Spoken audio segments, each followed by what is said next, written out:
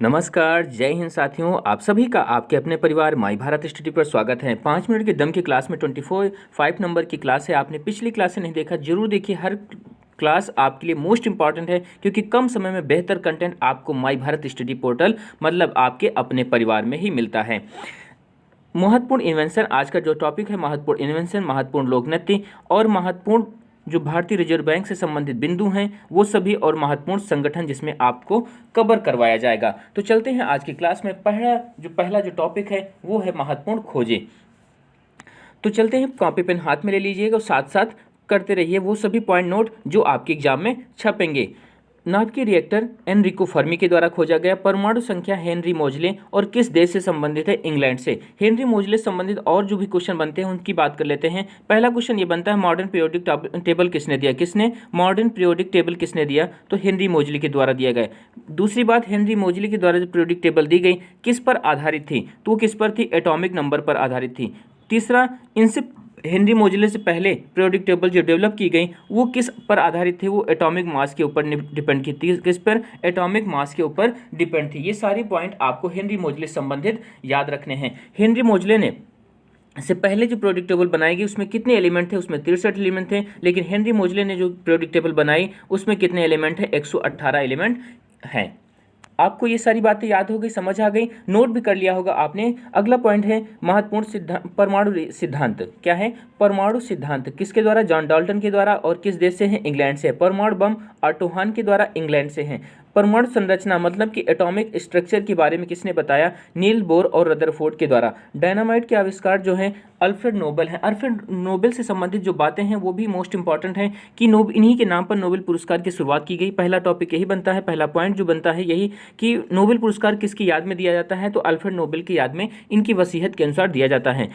कब शुरुआत की गई? 1901 में शुरुआत की। कितने सब्जेक्ट में दिया जाता है? तो 5 सब्जेक्ट पहले थे और वर्तमान में 6 विषयों पर दिया जाता है। आपको ये पॉइंट याद रखने हैं जो स्टैटिक का रामबाण साबित होंगे। पीएच स्केल की बात करें तो पीएच स्केल किसने खोजा? SP Sorensen. क्वेश्चन तो ये बनता है, लेकिन इनसे अलावा क्वेश्चन और क्या बनता है? पीएच स्केल की जो रेंज होती है कितनी होती है? 0 से 14।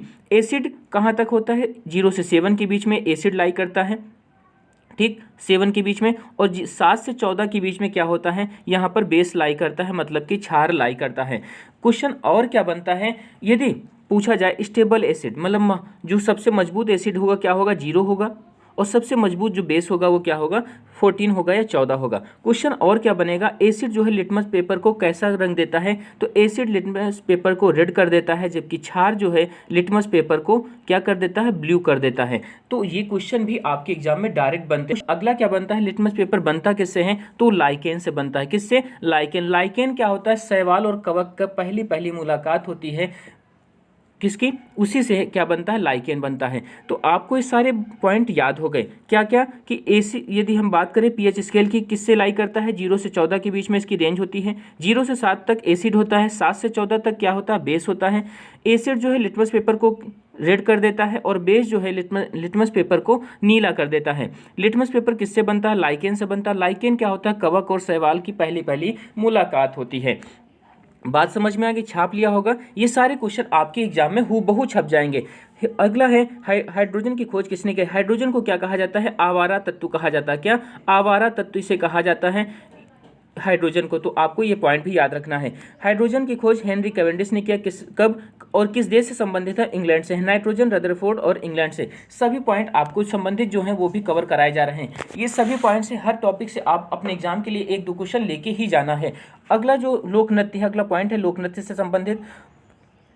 महत्वपूर्ण नृत्य जो है पंथी नृत्य छत्तीसगढ़ से संबंधित है। कजरी छौलिया उत्तराखंड से। छपेली डांगी थाली जो है हिमाचल प्रदेश से है। तमाशा और लावड़ी जो है महाराष्ट्र का है। कथकली मोहिनी अट्टम केरल। कालबेलिया धूमर तेरहताली भवई नृत्य राजस्थान का लोक नृत्य है। लीम और छोंग जो है नागालैंड के लोक नृत्य हैं। अगला पॉइंट है, अगले जो टॉपिक लिया गया है मोस्ट इंपॉर्टेंट है, तो बिल्कुल कॉपी पेन ले लीजिएगा। अभी भी कॉपी पेन नहीं लिया है तो जरूर ले लीजिएगा। अपने माता पिता का सपना 2021 में पूरा करना है। आरबीआई की बात करें तो आरबीआई की स्थापना किस समिति के द्वारा की गई? तो यंग हिल्टन कमीशन। किसके द्वारा? यंग हिल्टन कमीशन के द्वारा इसकी स्थापना की गई। एक्ट कौन सा था? तो एक्ट था 1934। स्थापना कब हुई? 1935 में, 1935 में। अधिनियम 1934 का था, यंग हिल्टन कमीशन थी। फॉर्मेशन जो स्थापना हुई 1935 में। हेडक्वार्टर कहाँ पर है? मुंबई में है। हेडक्वार्टर कहाँ पर है? मुंबई में। इसके पहले जो गवर्नर थे वो कौन थे? उस पहले गवर्नर ऑसबोर्न स्मिथ थे। कौन थे? ऑसबोर्न स्मिथ थे। पहले भारतीय गवर्नर कौन थे? वो CD देशमुख थे। कौन? CD देशमुख थे। वर्तमान में कौन से नंबर के गवर्नर हैं? 25 नंबर के हैं, मतलब कि 25वें नंबर के हैं। और कौन है? शशिकांत दास हैं। कौन है? शशिकांत दास हैं। आपको ये बात भी याद रखनी है। इनसे पहले 24वें नंबर होंगे और वो कौन थे? उर्जित पटेल थे। उर्जित पटेल थे। उर्जित पटेल की एक पुस्तक है, मोस्ट इंपॉर्टेंट है, उसका नाम है ओवरड्राफ्ट। आपको ये बात भी याद रखनी है, ओवरड्राफ्ट पुस्तक के लेखक कौन है? उर्जित पटेल हैं। तो और अगला एक पॉइंट छूटा कि आरबीआई के जो राष्ट्रीयकरण हुआ कब हुआ? तो आरबीआई का राष्ट्रीयकरण 1 जनवरी 1949 को हुआ। कब हुआ? 1 जनवरी 1949 को हुआ। ये सारी बातें आपके लिए रामबाण हैं। आप अपनी परीक्षा में इनसे क्वेश्चन, एक ना एक क्वेश्चन आपको मिल ही जाएगा। आगे चलते हैं। अगले पॉइंट जो लिया गया है वो है, एक संगठन लिया है और उस संगठन का नाम है आसियान। आसियान की बात करें तो association of south east Asian Nations इसका फुल फॉर्म होता है, ये भी पूछा जाता है। स्थापना कब हुई? 8 अगस्त 1967 को हुई।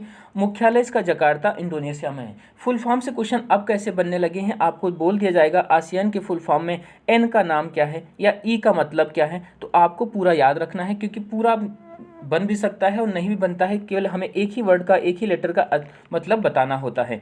आगे, मुख्यालय कहाँ पर? जकार्ता इंडोनेशिया में है। इसके संस्थापक देश किस देशों के द्वारा, किन देशों के द्वारा इसका गठन किया गया, स्थापना की गई? तो थाईलैंड, इंडोनेशिया, मलेशिया, फिलीपींस और सिंगापुर, इन 5 देशों के द्वारा आसियान की स्थापना की गई थी। आपको स्थापना वाले जो देश हैं ये भी आपको याद रखने हैं। कौन कौन? थाईलैंड, इंडोनेशिया, मलेशिया, फिलीपींस और सिंगापुर। मेंबर कंट्री इस समय कौन है? तो कंबोडिया है, म्यांमार है, सिंगापुर है, इंडोनेशिया है, मलेशिया है, ब्रुनोई है, फिलीपींस है, लाओस है और थाईलैंड है। ये सभी मेंबर कंट्री हैं। तो आपको रट लेना है, Cambodia, Myanmar, Singapore, Indonesia, Malaysia, Brunei, Philippines, Laos, Thailand. प्रथम बैठक कब हुई? स्थापना तो 1967 में हुई, लेकिन पहली बैठक जो हुई वो 1976 में हुई।